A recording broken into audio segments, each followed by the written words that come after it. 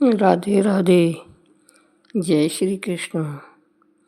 दोस्तों, भगवान श्री कृष्ण की महिमा अपरंपार है। वे किसी न किसी रूप में अपने भक्तों को दर्शन जरूर देते हैं।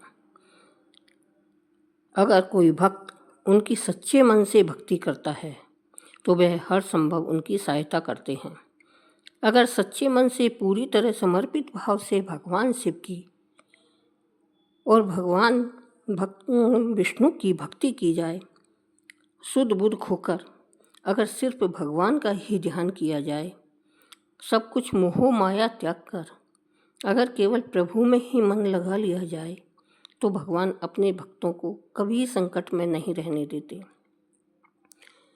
उसे हर संकट से तार देते हैं। आज के अध्याय का शुभारंभ भी भगवान कृष्ण के एक चमत्कार की कहानी से करेंगे। अगर आज की यह कहानी आपको पसंद आए तो वीडियो को लाइक करके हो सके तो शेयर भी ज़रूर कीजिएगा। भगवान श्री कृष्ण की जन्मभूमि में हर जगह आपको कुछ न कुछ आश्चर्य ऐसे दिखाई देंगे जो भगवान से जुड़े हैं। कहा जाता है कि इसकी वजह से यहाँ कण कण में भगवान कृष्ण का वास माना जाता है। वृंदावन में भी आपको ऐसे बहुत सारे आश्चर्य दिखाई दे जाएंगे। यहाँ पर कई संत भी हुए हैं, ऐसे संत जिनके चमत्कारों के किस्से हमेशा सुनाई देते हैं।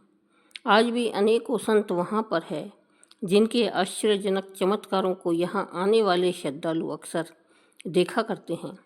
ऐसे ही एक चमत्कार है पागल बाबा का मंदिर और उनके पागल बाबा और उनके इस मंदिर के निर्माण की कहानी बहुत ही दिलचस्प है, आप सभी को ज़रूर सुननी चाहिए। पागल बाबा मंदिर मथुरा वृंदावन मार्ग पर स्थित है। इसके बारे में बहुत कथा जनमानस में आज भी बहुत ही प्रचलित है। इसके अनुसार एक गरीब कृष्ण भक्त ब्राह्मण दिन भर ठाकुर जी का नाम जपा करता था। उसके पास जो भी कुछ था, या यूं कहे कि जितना कुछ भी रूखा सूखा उसे मांग कर खाने को मिलता था, वह उसे भगवान की मर्जी समझकर खुशी खुशी खा लेता था और अपना जीवन बिता रहा था।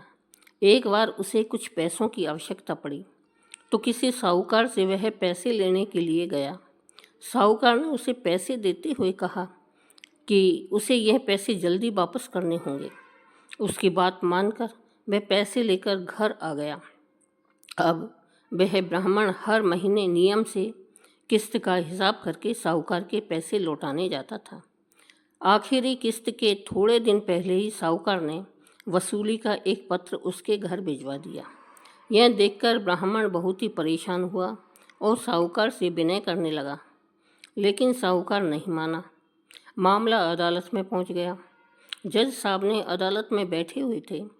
ब्राह्मण ने जज साहब से अनुरोध करते हुए कहा कि जज साहब, एक किस्त के अलावा उसने साहूकार का सारा कर्जा अदा कर दिया है और यह साहूकार झूठ बोल रहा है। मैंने तो हर महीने नियम से हिसाब करके किस्त चुकाई है। यह सुनकर साहूकार ने क्रोधित होकर दलील दी कि उसने कोई गलत व्यवहार नहीं किया। जिस किसी के भी सामने इस आरोपी ने धन लौटाया हो, उसे अदालत में पेश किया जाना चाहिए। इतना सुनकर ब्राह्मण सोच में पड़ गया, क्योंकि साहूकार को जब जब धन लौटाया गया तब उसका कोई भी गवाह आसपास नहीं होता था। इस बारे में बहुत सोचते हुए ब्राह्मण को अंत में अपने भगवान की याद आई और गवाह के रूप में उसने भगवान कृष्ण का नाम ले लिया। भगवान कृष्ण का नाम सुनकर पहले तो जज साहब कुछ हैरान हुए, लेकिन बाद में ब्राह्मण से उनका पता मांगा गया।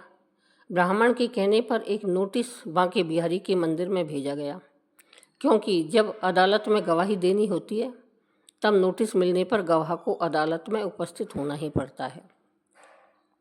अब पेशी की अगली तारीख पर एक बूढ़ा आदमी कोर्ट में पेश हुआ और ब्राह्मण की तरफ से गवाही देते हुए कहने लगा कि जब ब्राह्मण साहूकार के पैसे लौटाने आता था तब मैं उसके साथ ही हुआ करता था।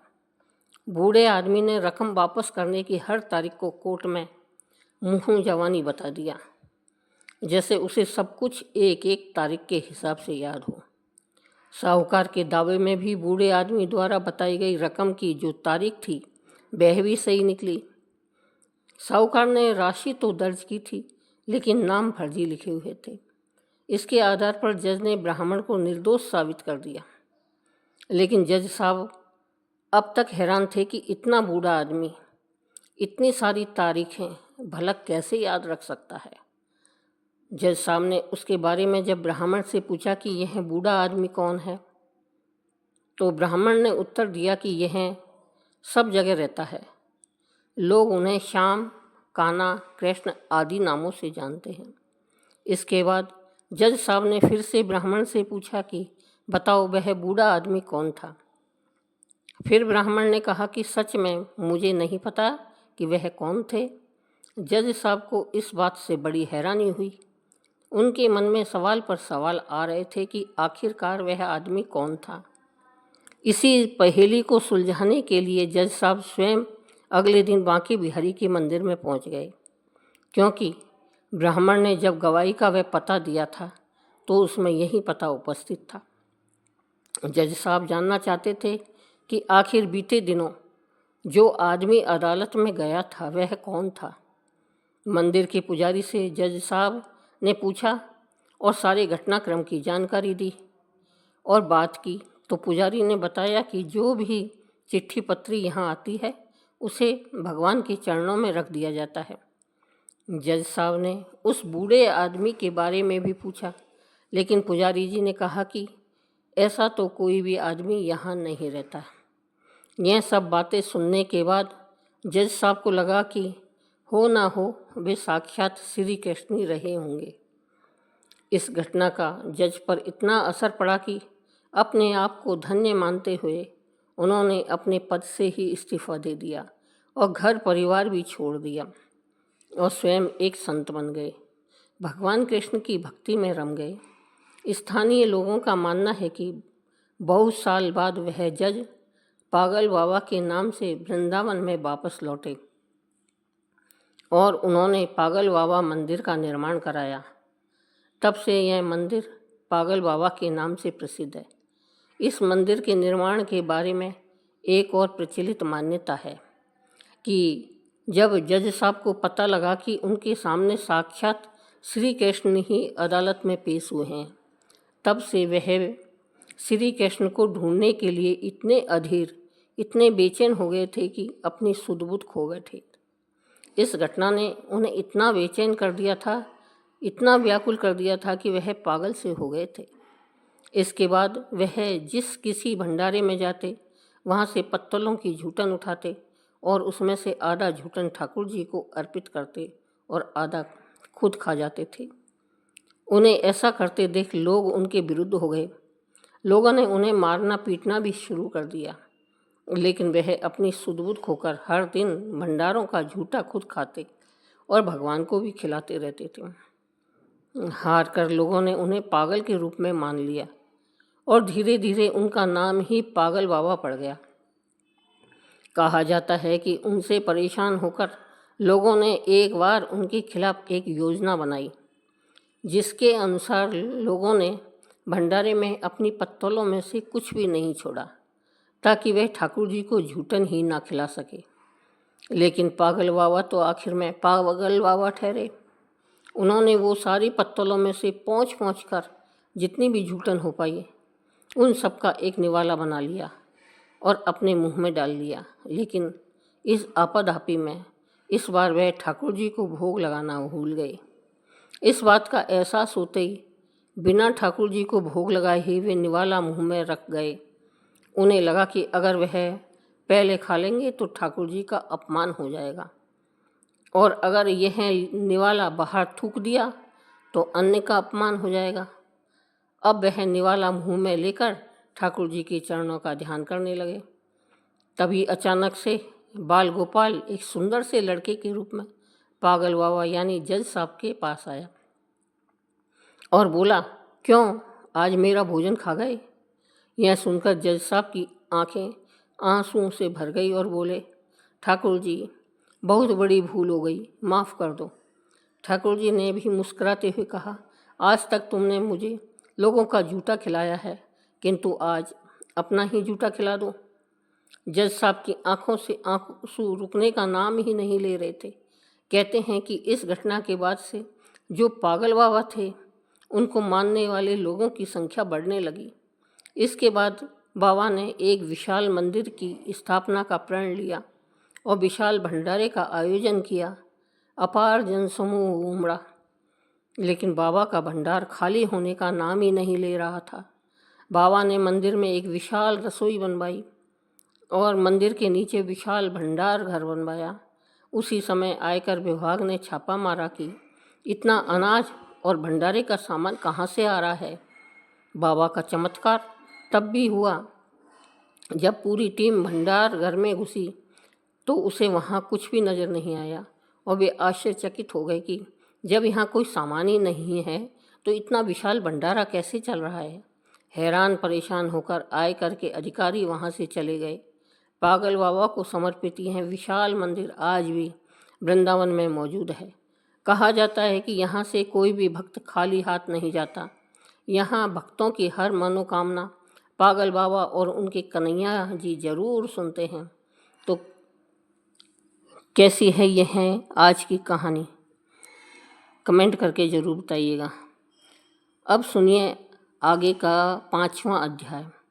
इससे पहले की अध्याय में जब भगवान श्री कृष्ण ने सत्यभामा जी को उनके पूर्व जन्म का वृत्तांत सुनाया, तब यह कथा सुनकर समस्त ऋषि मुनियों ने भी श्री सूत जी महाराज से कहा, हे सूत जी महाराज, अब कृपा करके कार्तिक मास और तुलसी जी के महत्म का भी वर्णन कीजिए। तब सूत जी बोले, हे ऋषियों, जो प्रश्न आपने मुझसे किया है यही प्रश्न राजा पृथु ने नारद मुनि से किया था और जो उत्तर नारद जी ने महाराज पृथु को दिया था वही आज मैं आपको सुना रहा हूँ। सो आप एकाग्रचित्त होकर सुनो। एक दिन राजा पृथु ने श्री नारद जी से पूछा, हे देव ऋषि, भगवान को तुलसी इतनी प्यारी क्यों है? आप कृपा करके इसका महत्म भी सुना दीजिए। राजा पृथु की बात सुनकर देव ऋषि नारद कहने लगे, एक समय देवराज इंद्र बहुत से देवताओं और अप्सराओं सहित देवों के देव श्री महादेव जी के दर्शन के लिए कैलाश पर्वत पर गए। वे सभी जब कैलाश पर्वत पर पहुँचे तो उन्होंने भारी आकार और भयंकर नेत्रों वाले एक विशालकाय पुरुष को देखा। तब देवराज इंद्र ने उनसे पूछा, तू कौन है और भगवान शिव कहाँ हैं? देवराज इंद्र के कई बार पूछने पर भी उसने कोई उत्तर नहीं दिया तो देवराज इंद्र को बड़ा क्रोध आया। मारे क्रोध के देवराज इंद्र ने अपना वज्र उसके कंठ पर दे मारा, जिससे उसका कंठ नीला हो गया, परंतु साथ ही इंद्र का वज्र भी भस्म हो गया। फिर उसकी आंखों में प्रचंड ज्वाला प्रकट हुई।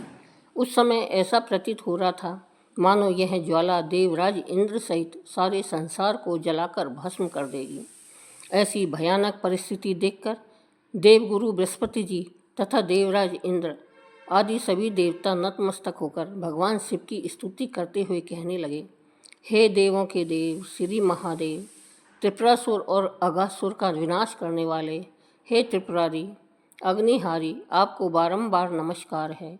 हे सुर नर मुनि की रक्षा करने वाले, आपको नतमस्तक प्रणाम है। देव ऋषि नारद ने कहा, हे राजा पृथु, इस प्रकार देवताओं की स्तुति सुनकर श्री महादेव जी ने समस्त ब्रह्मांड को भस्म कर देने वाली अग्नि को शांत कर लिया और कहने लगे, हे देवतागणों, मैं आप सबकी स्तुति सुनकर अत्यंत प्रसन्न हूँ, सो आप सब कोई वर मांगिए। तब समस्त देवताओं सहित देवगुरु श्री बृहस्पति जी ने क्षमा दान मांगा और कहा, हे देव, देवराज इंद्र से जो अपराध हुआ है उसके लिए उन्हें क्षमा प्रदान कीजिए। श्री बृहस्पति जी के स्तुति सुनकर पुनः देवादिदेव श्री महादेव जी कहने लगे, मैंने इंद्र का अपराध क्षमा कर दिया और उन्हें जीवन दान भी दे दिया है। हे बृहस्पति जी, आज से आपका एक नाम भी अमर होगा। तब श्री बृहस्पति जी कहने लगे, हे भगवान, अगर आप हम पर प्रसन्न हैं तो देवराज इंद्र की रक्षा भी कीजिए और सारे ब्रह्मांड को भस्म करने वाली अग्नि जो आपके तेज से उत्पन्न हुई है उसे भी शीघ्र शांत कर दीजिए। भगवान शंकर कहने लगे, मेरे नेत्रों से निकला हुआ ज्वाला रूपी तेज अब वापस कैसे हो सकेगा, इसलिए अब हम इसे कहीं दूर फेंक देते हैं। ऐसा कहकर भगवान भूतेश्वर ने उस अग्नि को समुद्र में फेंक दिया।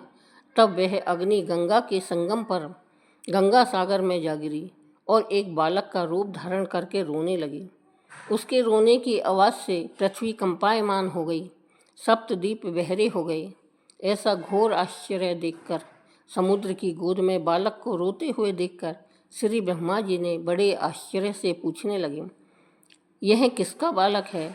समुद्र ने उस बालक को बड़े आदर से उठाकर ब्रह्मा जी की गोद में दे दिया और कहा, यह मेरा पुत्र है जो गंगा से उत्पन्न हुआ है।